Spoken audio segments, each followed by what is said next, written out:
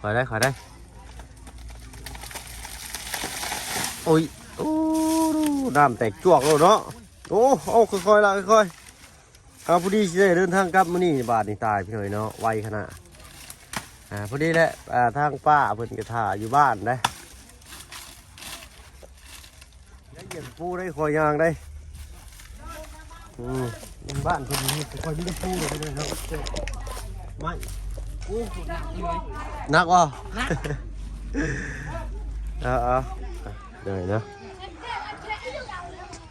ก็เป็นว่าเช็ดชิ้นเนาะวิธีการขึ้นเดินทางบ้านซองของน้องต้นกล้าเพิ่นสีแดดในมันนี่ก็ได้เนาะสวดหมอกสวดมนต์แล้วก็พากันกินข้าวกินน้ำเนาะใส่ขึ้นเบิ่งถึงเงินนึกซานก่อนกูคนก็มาสับเพิ่นเอิ้นมาละพี่หน่อยเนาะ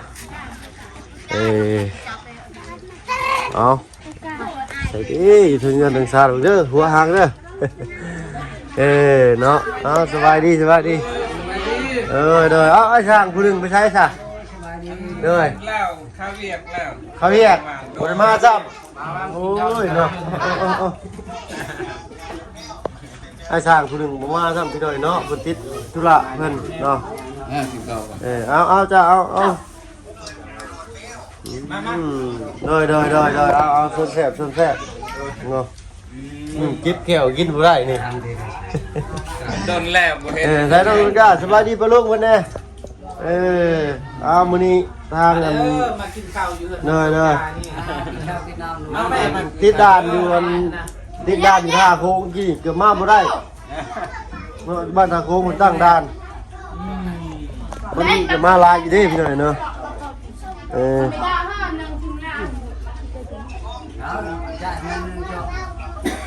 โอ้ไปตู้รถแลนอยู่เนาะนี่แลนขึ้นแลนลงอยู่ตายขากล้องกับมีพี่หน่อยเนาะบัดนี้แล้วกันขากล้องกับฮักครับทำอยู่ผมกิน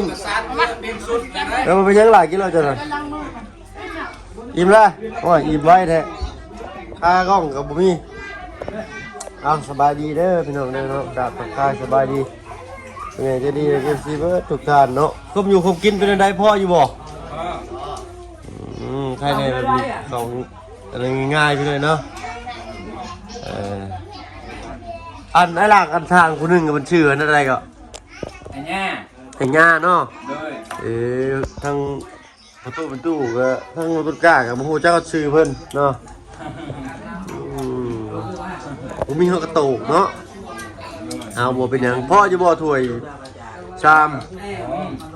เมนูมื้อนี้มียังแน่มื้อนี้มันยังอาจารย์รายงานมึงดูเห็นไหมเขาใส่สีจับใหม่ไปเลยเนาะตอนนี้เป็นคนเห็ดอาหารกันอยู่กันกินมื้อนี้มียังแน่ฮะมีลาบบ่มีลาบเลยกับอบไก่เนาะโอ้ยเอาพักนี่ใส่เห็ดกระสู้ใบกระสู้มากินกับลาบเนาะแม่นว่าติดจานเลยเนาะ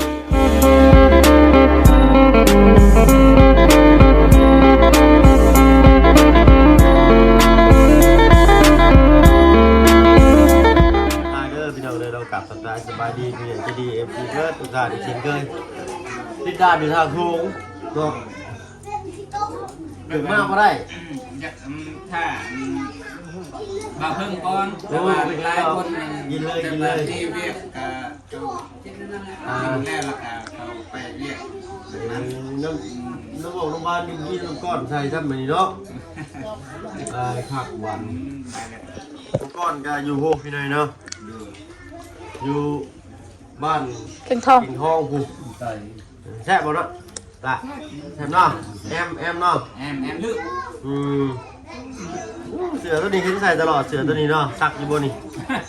คนมักใส่เลยก็แลนเดี๋ยวไม่ตีร่างดีก็เสื้อซูเปอร์ฮีโร่นี่ซูเปอร์ฮีโร่เพราะมันตู้คือเพิ่นมากินนะเพิ่นอยู่กองอันชุ่มหนึ่งอยู่ตารางมีเนาะชุ่มแล้วครับน่าจะ ตัวละจัง เนาะพ่อกันอยู่บ่สนามผมอยู่ผมกินอยู่ลุงพ่ออยู่นอกเลยกินหลายกิน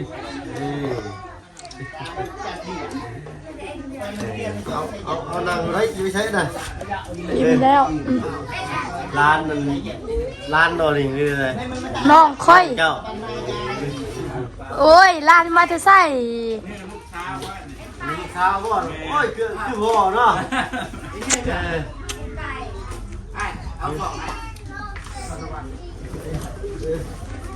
มีแต่nhịเจาะlà ăn nhịเจาะlà ăn nhị mất này thì nhịเจาะăn nhịเจาะcho cái tao nhịเจาะcho tao ăn khi nào tao ăn yạc không kìa ui ลูกชายยิ้มนึกว่าสละ im leo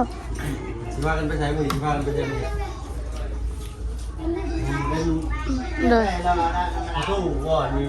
หมอเล่เขาเรียกอะไรเป็นเลยบ้านหมดเลย bố anh ăn bẹp เป็นผู้สวดบ่เลยสบายดีเด้อเด้อหมอสวดบ่มีบ่สัตว์สวดบ่มีก็สวดเอง เพราะนั้นมือเช้านี่อันอาจารย์สิเทียนน่ะ เลย ผมหลายคนหลักอธิษฐาน มาอธิษฐานซื่อๆเนาะมาบ่ทันเลยสิได้อยู่ hậu cóยังbò thật nó bao bò xì thật น้องใส่อยู่ใกล้ยังบ่ทันเนาะจะว่าติดด่านทางโค้งหรือว่าทางโค้งมีด่านตั้งเต็มๆคืนนี่พุ่น เขานอนดึกคืนนี้ก็เลยตื่นสายแน่ตื่น6 โมง ตื่นมากเลยแรงมากอ้อด่านเราบุอยากให้มาพุ่นแหละเนาะลำบากอยู่ nó baoไปทางไหนสะ แดนซื้อมาเลยแต่มันจะเซฟโบนผม เจ้าอันต่อ ตำรวจไม่ได้กักหนก ติดแล้วติดหน่อยนึงเลยนิดหน่อยนึง ค่าตังกองเหมือนกัน ถ้ามันก็กระโดดฮักครับแล้วกัน ก็จะฮักคือกัน ฮักแรกนี่ก็ได้ อันนี้ก็จอดเอาซะจอดเซนัทนี่ ใช่เลยง่ายฮักรุดเลยกินได้คงแซ่บบอกเมนูมันนี่มียังไงเมนูมันนี่ แซ่บ อ๋อแอมเนาะ ยอด เอ้า cháuมากินกันเลยนี่ตัวพี่หน่อยเนาะ เราก็ยังไม่กินจัง นั่งบอกว่ากินเยอะนะ ลุงมาลงตึกกัน แนะนำยาเนวให้ลุงน้องต้นกลาง อ๋อมีที่เดินน้ำมาอยู่กับบางไทยบอก แม่ ชื่อยังไงชื่อ พ่อใหญ่ลบ พี่ล่ม พี่ลบ เลย พี่ลบเวลาทางกันพี่ลบเนาะอยู่ทางจังหวัดอยู่ภาคใต้บ่สงขลาบ่เนาะเป็นผู้หลอกผู้เลี้ยงผู้ แม่แหละ นั่นนะเป็นเรื่องกันบ่เนาะพี่ลบเนาะ ผมแนะนำให้ยานิ่ง เลยเอามาได้ลงมือ มาเอาสบายดีเด้อ เลยสบายดีจ้ะ กินข้าวกินน้ำนำกันเด้อผมตึกกัน มากินกันมา มาสั่ง มาแม่ล้างกินกันมา มา เอาเลยนะ สื่อพลักแต่งไอ้ลักเลยเนาะ พลังบ่ แมน เอาตุ้มอยู่ด้วยพี่ไปเข้า แซ่บก่อน ครับ พอว่าสิกินข้าวแต่บ่ได้กินซ้ำเพิ่นเพราะว่าผู้ใหญ่เพิ่นโทรมาเด้ นี่เรากินพร้อมกัน กินอะไรกินวะ ย่าไอ้เนี่ยต่างงานตะกี้ได้มูต่างงานแรกกันไหนไอ้ตะบ้านต่างงานนาทีช่วยเนี่ยเจ้า เจอไม่เนาะโอเคจอมตรงและตรงกลาง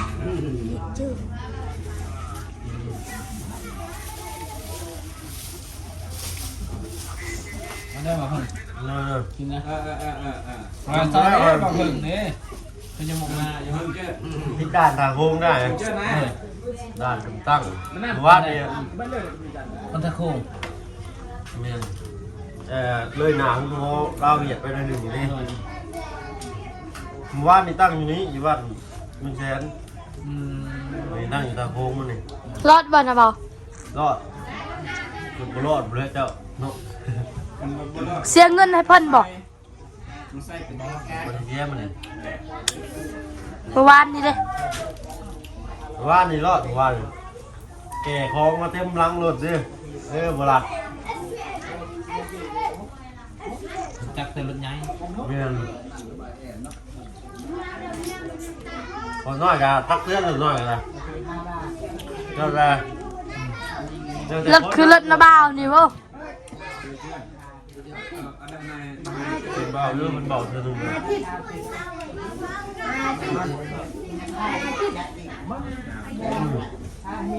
เดี๋ยวแก้วอ้าวเนาะตอนนี้กินข้าวกันเถอะเดี๋ยวมาเริ่มรู้มีขันกันเนาะ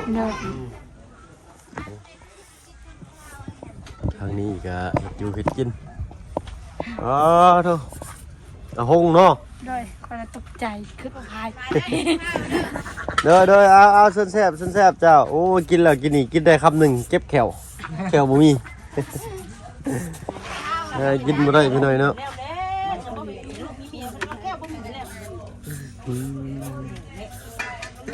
มีลูกมีเมียแล้ว มีแล้วจะบอก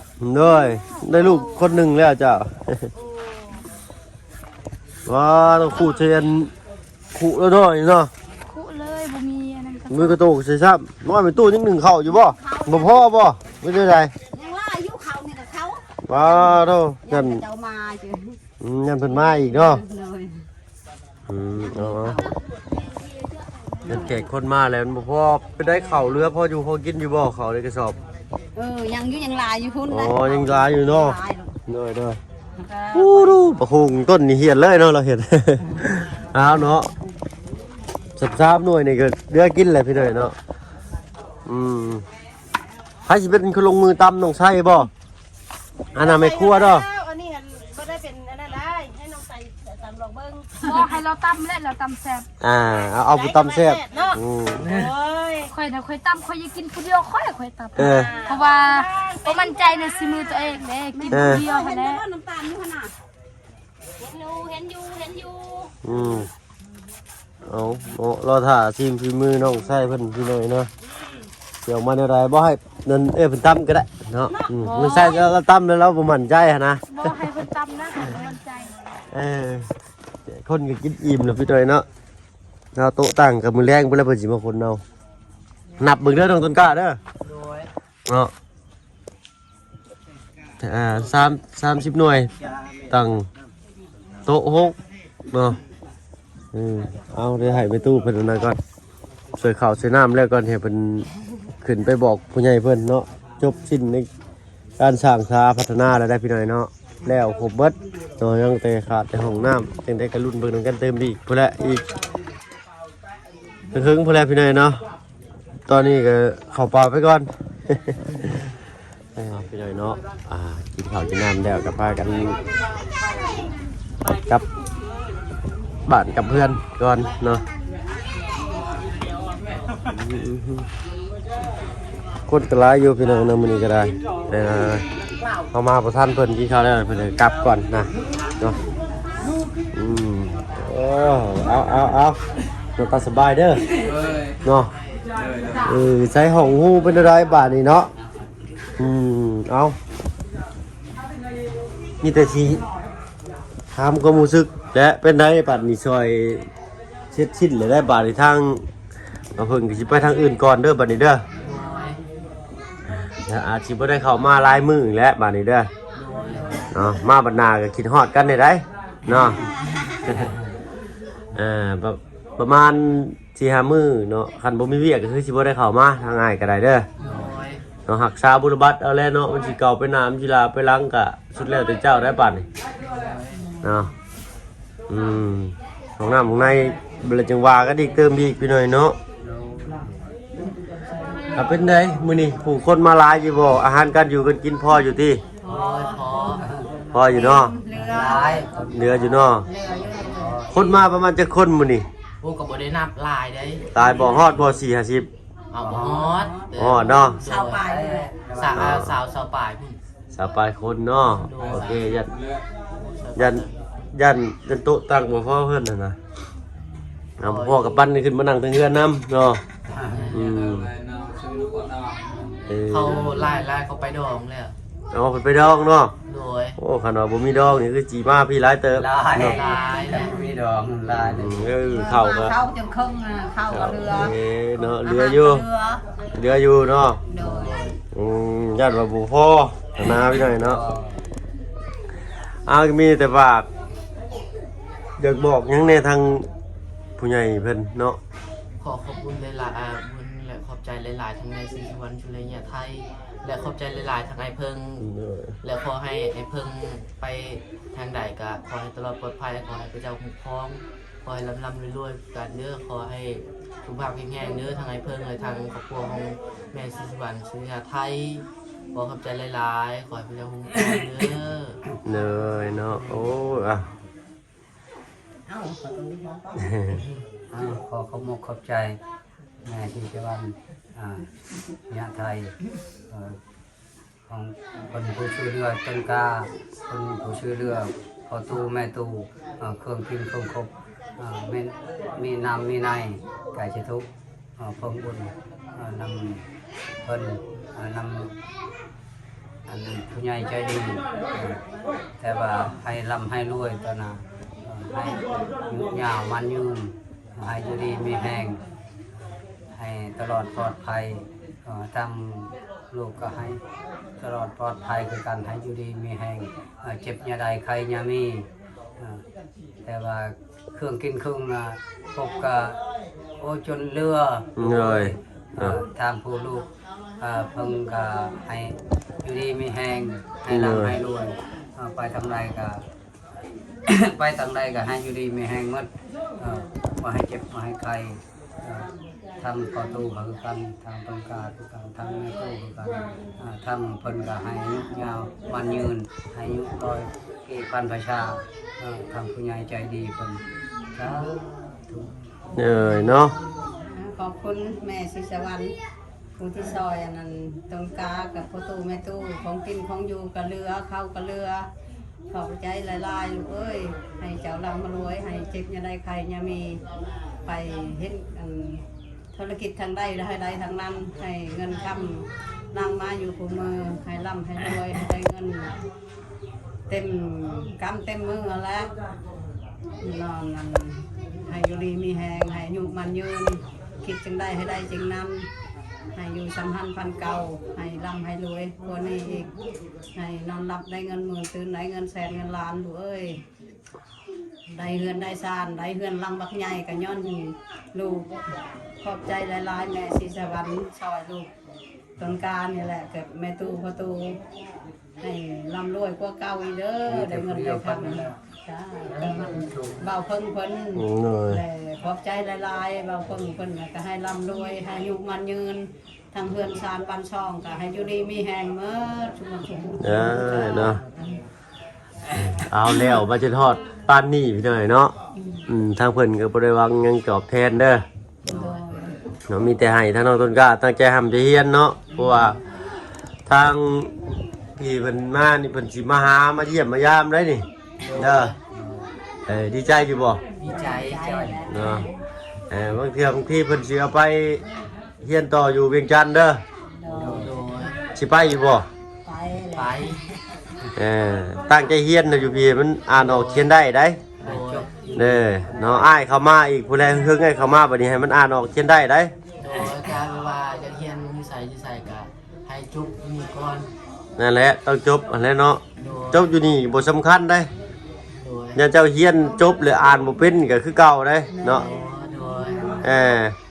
เนาะเอาอาจารย์เจ้าอยู่บ้านนั่นเป็นคุณอาจารย์บ้านใดอาจารย์สอนเจ้านะ อาจารย์อยู่บ้านมึงแสนบ้านมึงแสนแหละอาจารย์ไม่ว่าอาจารย์ประจำห้องอยู่บ้านมึงแสนอาจารย์ลายนะอยู่บ้านมึงแสนสอง อาจารย์ประจำห้องเจ้านั่นอยู่บ้านเมืองแชนเนาะ โดย ผู้เพิ่นชื่อว่าอะไรฮะ ชื่ออาจารย์มาเลยทอง มาลัยทองผู้ชายบ่ ยิง ผู้หญิงเนาะ โดย เอ้ เพิ่น อ้า ก็ ว บ่ได้มาสอนเพราะว่าเพิ่นก็ยังแบบว่าฮักกับคนลูก อืม อยู่กัน อยู่ก ยังอยู่กำอยู่เนาะ ำโดย เอาเพราะว่ามีหมู่อยู่หั่นอยู่สิลองถามเพิ่นเบิ่งว่าการทำการเรียนจะเป็นอะไรเนาะฮู้เบิดแหละเนาะว่าไผเรียนได้ไผตั้งใจตั้งใจทำตั้งใจเรียนน่ะ โดย เนาะถามอาจารย์สิฮู้แล้วดอกโอ้ยผู้นั้นเรียนเก่งเด้อโอ้ยผู้นี้บ่ตั้งใจเรียนเด้อเพิ่นสิบอกแล้วดอกเนาะ อันนั้นเด้อเลย ชื่อแต่ว่าอาจารย์ประจำห้องอาจารย์ว่าบ่ได้ประจำห้อง เนี่ยสำคัญกับอาจารย์ประจำห้องอะไรเพิ่นสิฮู้ดีนิสัยเฮาเพราะว่าเพิ่นประจำอยู่หั่นเด้ โดย เนาะตั้งใจเอาหั่นแหละเด้อ โดย เนาะผู้แลเอิงผู้แลสิเข้ามาบัดนี้เด้อ โดย ให้อ่านออกเขียนได้ได้ โดยให้ไปใส่มาใส่ก็ให้ตลอดปลอดภัย เด้อเนาะ ดีไหม หันป้ารอบหน้ายังเอาอ่านบ่ออกเขียนบ่ได้อ้ายบ่ได้เข้ามาเลยได้บัดนี้ได้โอเคบ่ นั่นความหมายว่า เนาะไปเนาะสำหรับคลิปนี้เท่าเพิ่งขอตัวลำลาและพอๆกันคลิปหน้าได้อซั่นเด้อเนาะไปสบายดีเนาะ สบายดี ไปพี่น้องไปอึ๊บน้องว่าบัดหน้าเนาะบ่สิอ่านออกเขียนได้เอาพอๆกันคลิปหน้าไปเลยนะสำหรับคลิปนี้เท่าเพิ่งขอตัวลาลงแล้วไปเลยเนาะจะดีไปเบิดทุกคนสบายดีจ้ะ